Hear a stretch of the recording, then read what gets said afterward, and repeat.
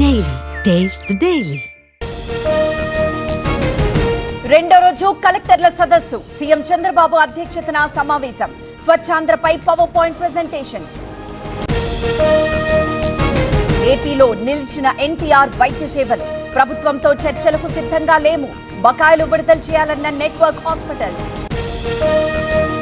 ఇవాటి నుంచి లండన్ లో లోకేష్ పర్యటన ఏపీకి పెట్టుబడులపై ఫోకస్ రోడ్ షో నిర్వహించనున్న మంత్రి.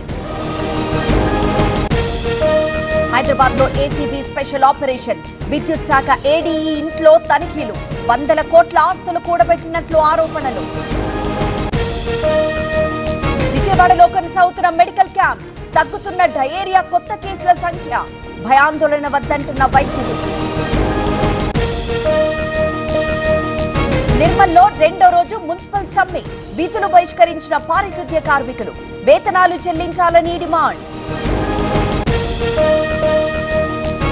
వికారాబాద్ లో రైతుల కష్టాలు ఆగ్రో సేవా కేంద్రం దగ్గర భారీ క్యూ లైన్ యూరియా లోడ్ రావడంతో ఎగబడ్డ రైతులు. మెదక్ రామాయంపేటలో యూరియా కష్టాలు తెల్లవారుజాము నుంచి క్యూ లైన్ లో రైతులు సరిపడా యూరియా ఇవ్వాలని డిమాండ్. హైదరాబాద్ నాలాల్లో కొనసాగుతున్న గాలింపు ఇంకా లభించని ముగ్గురి ఆచూకీ రెండు టీంలతో గాలిస్తున్న డిఆర్ఎఫ్ బృందాలు. పెద్దపల్లిలో మానేరు వాగు ఉధృతి వరదలో చిక్కుకున్న ఇసుక ట్రాక్టర్లు 10 మందిని రక్షించిన స్థానికులు. మెదక్ ఏడుపాయల్లో మంజీరా నది ఉధృతి వనదుర్గాదేవి ఆలయాన్ని ముంచెత్తిన వరద రాజగోపురంలో ఉత్సవ విగ్రహానికి పూజలు.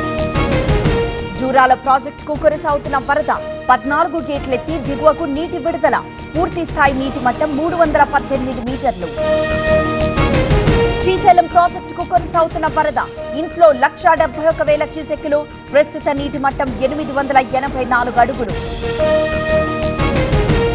తిరుమలలో కోయిలాళ్వార్ తిరుమంజనం పాల్గొన్న టీటీడీ చైర్మన్ ఈవో అదనపు ఈవో సుగంధ పరిమళాలతో ఆలయ శుద్ధి కార్యక్రమం. భారత్ అమెరికా వాణిజ్య ఒప్పందం దిశగా అడుగులు ఢిల్లీ చేరుకున్న యుఎస్ ప్రతినిధి బృందం ట్రంప్ సుంకాల తర్వాత తొలిసారి చర్చలు.